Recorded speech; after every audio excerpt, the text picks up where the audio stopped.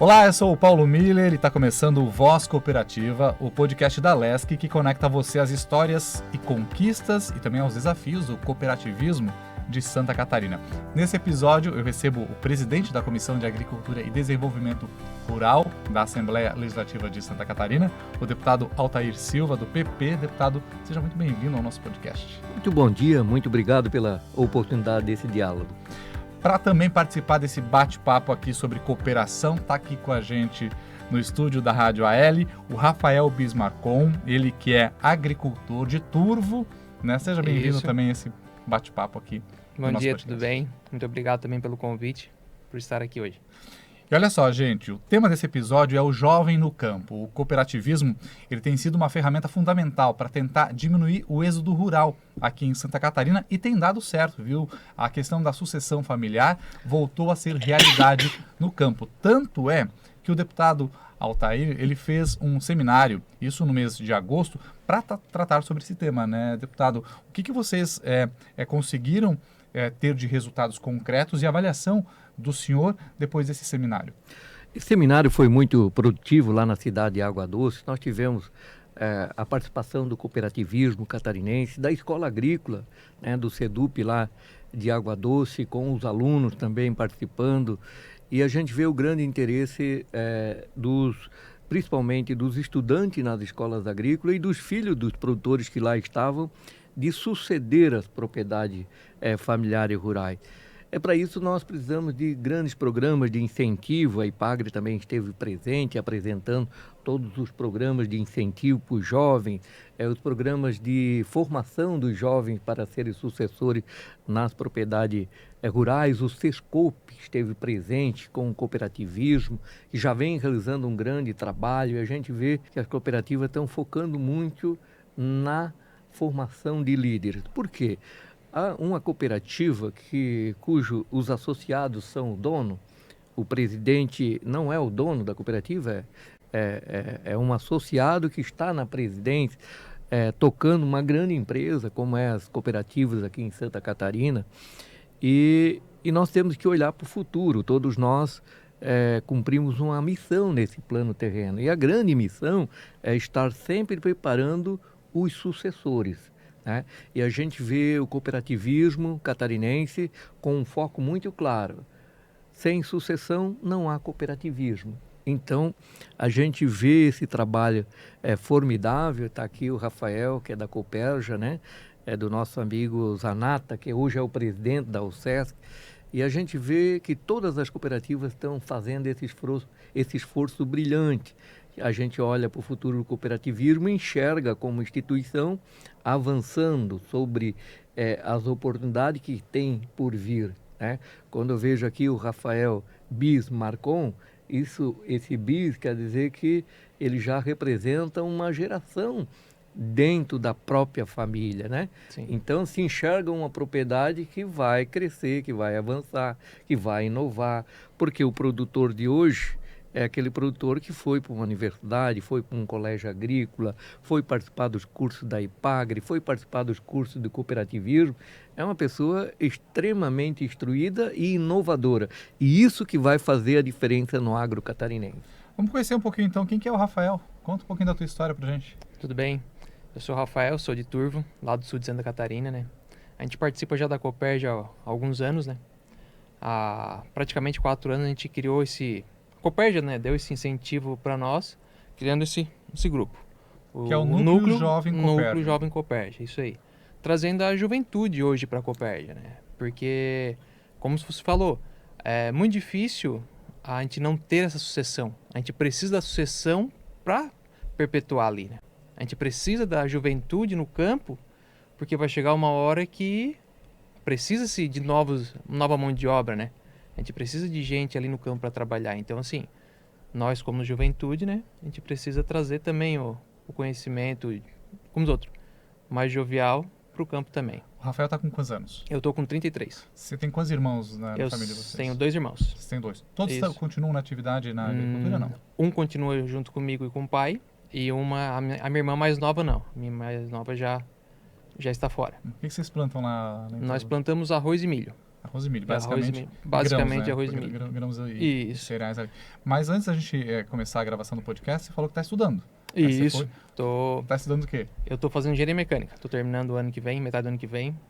Eu comecei lá atrás, fiz uma pausa nela, até mesmo por conta de voltar para a propriedade, né? Ajudar a minha família e estar próximo da minha família. Eu gosto do contato familiar, contato com o pai, com mãe, com o vô.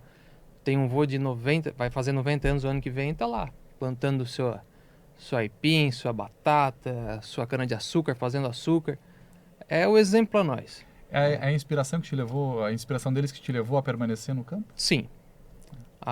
Ver a força do meu vô lá, com 90 anos, todo dia, pega o tratorzinho dele e vai para a roça fazer a horta dele. É horta, é aipim, é mandioca, é tudo que tu pensar ele planta. E como diz o pai, se botar o pai e ele na enxada, ele dá um baile no pai. O vô é fora do padrão. Rafael, e qual foi o papel, né, que o cooperativismo, a Cooperja, né, teve nessa tua decisão de permanecer no campo? Porque muitos desses jovens, né, alguns anos atrás, estavam indo para a cidade estudar, traçar outras carreiras profissionais e abandonando o campo, literalmente, deixando a atividade basicamente morrer com os pais. Né? O que te levou a permanecer nessa atividade? Há muitos anos atrás se falava, como diz outro, para o pessoal ir em direção ao comércio, que era o futuro. E a gente viu há uns 10 anos atrás que não, que realmente o cooperativismo, a agricultura é o futuro também. Né? Nós estamos ali hoje, como diz outro, em unidade familiar, que são eu, o pai e o meu irmão, mas é um negócio. Né? Tu não precisa sair da propriedade rural para prosperar. Hoje tu tem, como diz outro, tudo à sua mão. Né? Tu tem tudo lá na agricultura. Então, assim, como diz outro, é um negócio, é um empreendimento, é o agronegócio. O agronegócio não está ligado a grandes extensões. Qualquer pequeno plantio, como diz outro, nós somos pequenos, vamos dizer assim, né? Nós trabalhamos numa área considerada pequena, não temos grandes extensões, falando assim, em área central do país. Mas isso é agronegócio, isso para nós é motivador, isso é que a gente busca sempre crescer e tá ali. Deputada, nessas conversas sobre cooperativismo, né, muita gente falou, inclusive com a Sesc, com a FECOAGRO, que antigamente era muito difícil você, por exemplo, encontrar nas pequenas propriedades rurais um carro na garagem do pequeno produtor, né, ar-condicionado nas propriedades. Hoje a gente já consegue ver essa realidade muito mais próxima desses pequenos agricultores por conta do cooperativismo. Né? O senhor, inclusive, integra a FRENCOOP, que é a Frente Parlamentar do Cooperativismo aqui da Assembleia Legislativa, que há quase 40 anos é um braço do cooperativismo, né, que ajuda a movimentar. O senhor tem percebido essa mudança mesmo, essa força do cooperativismo lá no pequeno negócio, no pequeno agricultor? Sem dúvida, o cooperativismo é o alicerce que mantém os produtores nas propriedades rurais, porque eles são os sócios da cooperativa, eles são sócios de uma grande empresa, eles têm um fundo de reserva que é a cota capital, que vai se formando como uma poupança para o futuro, né? E isso lhe garante uma qualidade de vida quando chegar o momento de se aposentar, né? Eu posso dizer, ou ter uma renda a mais, né? Porque aqui nós temos um exemplo de um senhor de 90 anos que não quer aposentadoria, ele está continuando trabalhando. Com certeza ele é aposentado, tem a sua renda da aposentadoria, mas quer continuar trabalhando.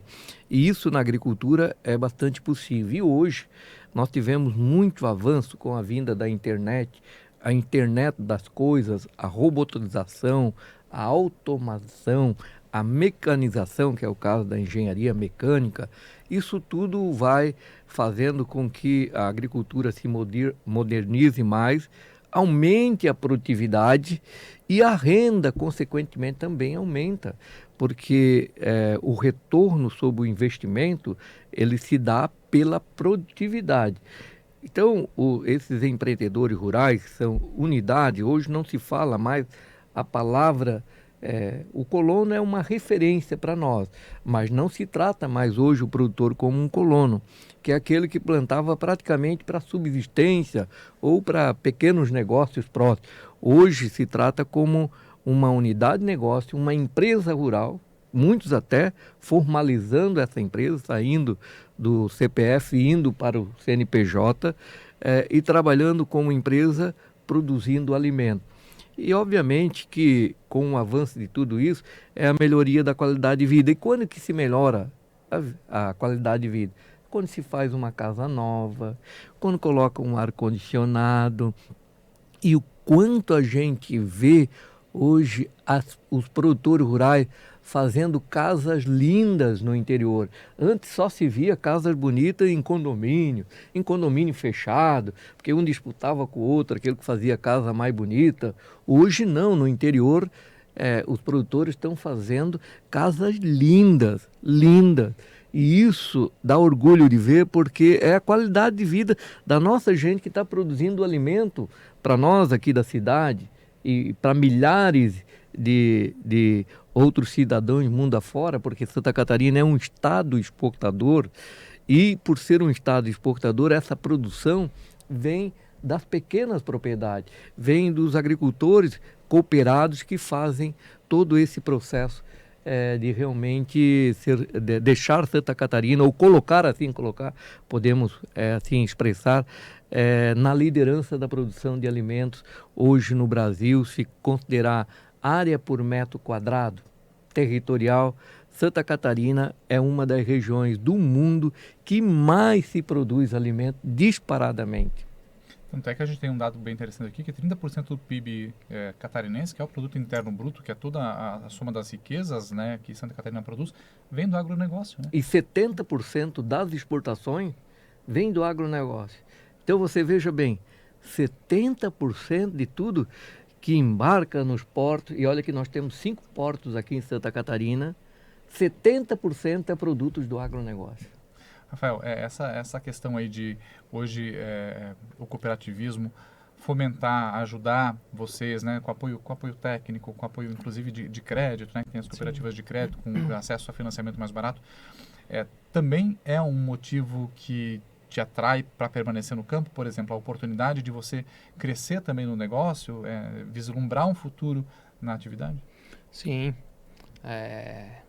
A gente vê muitas cooperativas hoje, né? A gente tem lá cooperativas de crédito, a própria Copérgia, que dá todo o suporte técnico para nós. Ela não é só, como diz outro, mamão amigo, é o nosso aliado, né? Ela entrega para nós todo o departamento técnico, ela entrega toda a parte de assistência de insumos, né? Assim como ela compra também nossas produções, ou seja, ela leva para fora, ela tem hoje mercados externos também para diversificar. A gente não trabalha, como a Copérgia, não trabalha somente com grão, né? Hoje ela tem um ramo muito amplo aí em vários setores da agricultura, né? Hortifruti, grãos, entre outros. E isso aí é bem isso que tu falou. Toda essa parte de crédito hoje, né? Crédito para se tornar, para ficar no campo, é uma facilidade para nós, né? A gente precisa produzir. O Brasil precisa se alimentar, o mundo precisa se alimentar. Então, assim, isso é gratificante para nós também. Até porque quando a gente está numa atividade, a gente quer crescer, né? A gente não quer ficar naquela mesma a vida inteira, né? Até porque o que fica estático, o que fica parado, na verdade, fica para trás, fica defasado tecnológico, fica defasado no tempo, e os outros avançam.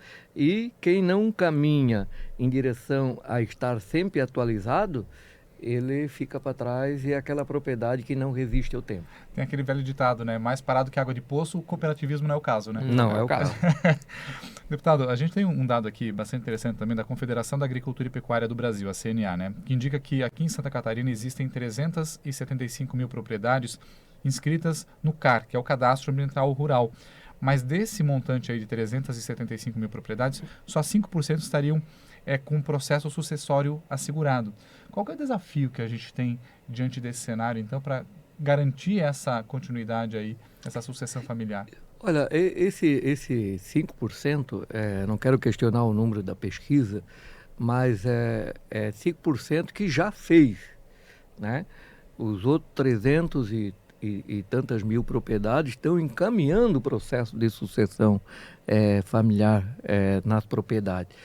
Nós temos também alguns casos em que não há sucessores, realmente não há sucessores, e a família acaba vendendo essa propriedade para um outro empreendedor rural. O fato é que a nossa produção e a produtividade em Santa Catarina tem crescido. Nós tínhamos 35 mil produtores de leite, hoje temos 23, mas nós estamos produzindo 40% a mais de leite, o que se produzia há 20 anos atrás. Então nós aumentamos muito a capacidade de produção, de geração de riqueza, através do aumento das propriedades, aumento da produtividade através dos processos de produção. Por exemplo, a robotização. Nós temos hoje muitas propriedades rurais que ampliaram a sua produção de leite utilizando robôs. Essa propriedade, ela conseguiu fazer sucessão familiar rural, porque uma das grandes dificuldades hoje no campo é referente à mão de obra, que ela se restringe à mão de obra familiar, né? Nós estamos tendo uma grande leva de imigração de venezuelanos, de brasileiros que vêm do Nordeste para trabalhar aqui no Sul, principalmente nas agroindústrias e cooperativas, e muito em propriedades rurais, porque falta mão de obra no campo. E algumas dessas propriedades acabam não tendo sucessão. Por exemplo, se o pai tem duas filhas, e as duas filhas estudam para ser professora, e se o marido dela acaba sendo de outra área, é uma propriedade que fica sem sucessão. Então, essa propriedade vai ser absorvida por um outro empreendedor rural que vai investir, comprar essa área e vai continuar a produção. Falta incentivo, talvez, deputado, para a gente melhorar um pouco esse cenário da sucessão familiar? Olha, sob o ponto de vista de Estado, nós precisamos fazer ainda algo mais. Por exemplo, lá no evento de Água Doce, um dos sucessores da propriedade familiar e rurais apresentou um tema que nós estamos estudando aqui tecnicamente, de como buscar a solução dentro do governo e aqui na Assembleia Legislativa também. O produtor, vou citar aqui o caso do Marcon, quando o pai decidir passar a propriedade para o nome dos filhos, quando ele vai passar a propriedade para o nome dos filhos, tem que pagar ITBI, é como se fosse uma compra normal. E isso gera um custo mais ou menos sobre o valor da propriedade, dependendo o tamanho da propriedade, pode representar até 20% do valor da propriedade. Como é que vai estimular a sucessão se o próprio sucessor, que é o dono legítimo, tem que pagar tanto para suceder uma propriedade familiar rural? Então nós estamos trabalhando para buscar uma alternativa para que essas propriedades possam ter um plano diferenciado, porque isso vai estimular e vai legalizar muitas propriedades cujos filhos estão trabalhando já há muito tempo, o pai já não está mais na gestão, mas é o pai que tem que assinar tudo, porque as propriedades ainda não estão no nome dos filhos. E o pai faz questão de passar isso para os filhos. Nós temos N situações dessa em Santa Catarina que nós precisamos resolver. E aí é uma questão de política pública do Estado. Por isso nós estamos fazendo essa interlocução para encontrar uma boa saída para esse tema. Até porque depois, eu imagino, deputado, que muitas propriedades acabam ficando de forma irregular quando o pai falece, ou porque não há a passagem dessa escritura, desse nome, dessa propriedade, por conta desse custo, Porque quando for imaginar um custo de 20%, Rafael? O Rafael acho que pode dizer isso, o impacto que isso tem para o negócio de vocês é extremamente alto, É extremamente alto. Porque como se tu perdesse 20% da tua propriedade. E de um esforço acumulado durante anos. Sim. É aquilo ali, como eu falei, o vô tem lá 90 anos. Se ele for passar hoje, 20% de todo daquele patrimônio, ele tem que, como se diz, deixar para trás. Claro que não vai deixar para trás, tu vai fazer o pagamento de todos esses impostos, mas tu vai pagar tudo isso só numa sucessão. Tu não está fazendo uma venda, tu não está gerando um capital, tu não está gerando um favorecimento para ele, né? Não está fazendo um negócio, é uma sucessão. É uma sucessão, é isso aí. Tu não está criando capital para si próprio, ou seja, tu comprou, esse terreno se valorizou, tu vendeu, tu ganhou um capital. Beleza, concordo. Aí tu teria que pagar, vamos dizer assim, o ganho sobre o capital. Mas só está transferindo de pai para filho. Não teria o porquê de ser tão alto esses TBI, esses impostos, né? Deputado, e aí a gente vê a importância desse trabalho que a Assembleia faz, né? Esse seminário, por exemplo, esse contato próximo com o cidadão, próximo com o agricultor, para entender essas dores também, e aí o parlamento trazer para dentro da Assembleia Legislativa uma forma de encontrar uma solução, né? Sem dúvida, entre os temas levantados, programas de incentivo para o produtor fazer inovação, a IPAGRE tem vários programas de incentivo para a permanência dos jovens no campo, com financiamento, com juros zero, né, com prazo para pagar. Né, foi proposto também a questão do Banco da Terra, né, que ele possa ter um valor maior, um juro menor, para aquele filho de produtor ou que quer comprar mais uma área de terra, né, porque às vezes a propriedade é tão pequena que são em 3 filhos, precisava comprar mais uma área de terra e um dos filhos precisaria comprar.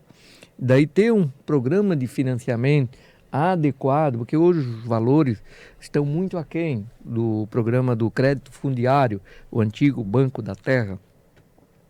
E com esse valor não é possível comprar nenhuma área de terra. Então o programa não tem avançado por falta disso, que só estimulando esse programa, muitas outras propriedades, aquelas que não têm sucessor, vão ser adquiridas por quem realmente quer, de fato, produzir e plantar.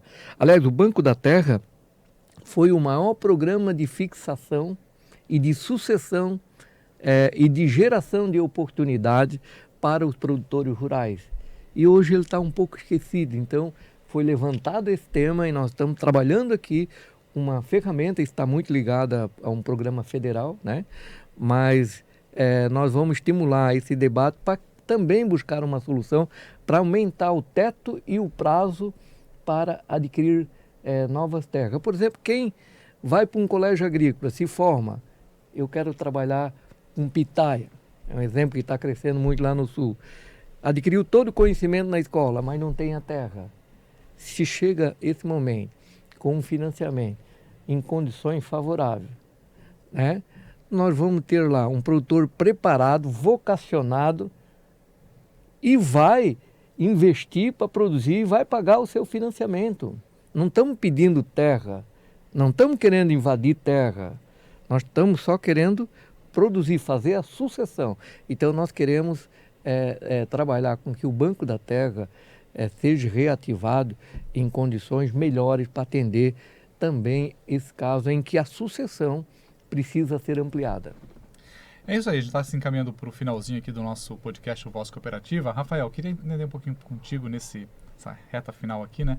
A importância que o cooperativismo tem na tua vida, teve na vida da tua família lá para manter a atividade e manter esse sonho de permanecer na agricultura. Sim. O cooperativismo lá ajuda muito nós, né? Nós temos lá tanto a Copérgia como nós temos a cooperativa de água. Até ontem estava na Câmara de Vereadores lá da minha cidade. A primeira cooperativa de água surgiu no Turvo, a Cotil. Então, assim, a cidade lá, a região sul, é muito cooperativista. A gente procura muito essas cooperativas, água, energia. A Sersul lá, nossa, é uma cooperativa de energia. Então, assim, tanto a Copérgia, nós temos a Copersuca lá do lado. Então, nós temos várias cooperativas lá que incentivam toda aquela população e toda aquela região para o cooperativismo. Então, aquilo ali, para nós lá, é muito importante, né? A gente busca sempre apoio nas cooperativas, a gente busca sempre ter esse contato com as cooperativas e elas são muito incentivadoras no quesito sucessão, né? A gente fez os cursos lá durante 1 ano e era muito isso, batido muito em sucessão. Por quê? Porque acredita-se que daqui a pouco a gente precisa estar no lugar dos nossos pais, né? Então, assim, precisa-se da cooperativa aliada ao produtor, precisa da cooperativa aliada a todo o comércio, né? A cooperativa não é só para o agricultor. A cooperativa gera todo o comércio local. E o impacto social que tem na comunidade onde ela está Isso. inserida, né? Só para ter uma base, Santa Catarina tem próximo de 8 milhões de habitantes. Somos um estado que temos crescido muito populacionalmente, mas mais da metade da população, algo em torno de 4 milhões e 200 mil habitantes de Santa Catarina, são ligados ao cooperativismo, de uma forma ou de outra. Né? Eu sou ligado ao cooperativismo, você é ligado ao cooperativismo. Alguém pensa assim, mas eu não sou ligado ao cooperativismo, mas tem uma conta no Cicobi, no Sicredi ou no Cressol. Ou faz uma compra no supermercado que é de uma cooperativa. Que é de uma cooperativa. Isso. Então, nós estamos muito ligados. Aliás, o estado mais cooperativista do Brasil é Santa Catarina, disparadamente. Rafael, Sim. quem sabe administrar uma cooperativa no futuro? Não podemos dizer que não, mas não é o pensamento momentâneo. A gente nunca pode dizer, nunca serei, né? Mas... Deputado, a gente tem futuro sem cooperativismo aqui em Santa Catarina? Não, o cooperativismo já faz parte da nossa corrente sanguínea, né? Já está no DNA. Eu só acredito que ela vai crescer ainda mais, vai frutificar. E o cooperativismo nasceu muito das dificuldades, né? Que os produtores tinham. Por exemplo, aqui o Marcon fala, assistência técnica, né? Como é que o produtor vai pagar uma assistência técnica? Agora, através de uma cooperativa, dilui esse custo, dá escala e um consegue ajudar o outro. E com isso todos crescem. Essa é a força do cooperativismo. No cooperativismo tem até aquele ditado, né? Quando um cresce, todos crescem. Todos crescem. Todo mundo, a união que faz a força. A realmente, economia né? cresce. A economia cresce. A economia cresce. Então é isso, gente. Voz Cooperativa hoje então conversou com o deputado estadual, presidente da Comissão de Agricultura e Desenvolvimento Rural da Alesc, que participa também da FRENCOP, né, a nossa Frente Parlamentar do Cooperativismo, o deputado Altair Silva do PP. Muito obrigado pela participação, deputado. Agradeço a oportunidade mais uma vez. Um grande abraço a todos. E também conversamos com o agricultor, o Rafael Bismarcon, que está fazendo esse processo de sucessão para permanecer no campo, permanecer no cooperativismo. E aí tem um futuro brilhante. Obrigado, viu, Rafael? Obrigado também, obrigado, Altair. Obrigado pela oportunidade de trazer um pouquinho do nosso cooperativismo lá para toda a Alesc. Esse foi o Voz Cooperativa, um podcast da Alesc que destaca o cooperativismo e mostra como este modelo contribui para o progresso do Estado e transforma realidades. Este episódio tem a produção de Andréa Gonçalves, Carol Polidoro, com trabalhos técnicos de Victor Hugo Cola e Ronaldo Geller. Se você gostou do episódio de hoje, compartilhe, siga as nossas redes sociais no @alescsc para ter acesso a mais conteúdos. Obrigado pela sua companhia, até o próximo encontro, sempre com novas histórias, novas ideias que fortalecem o cooperativismo em Santa Catarina.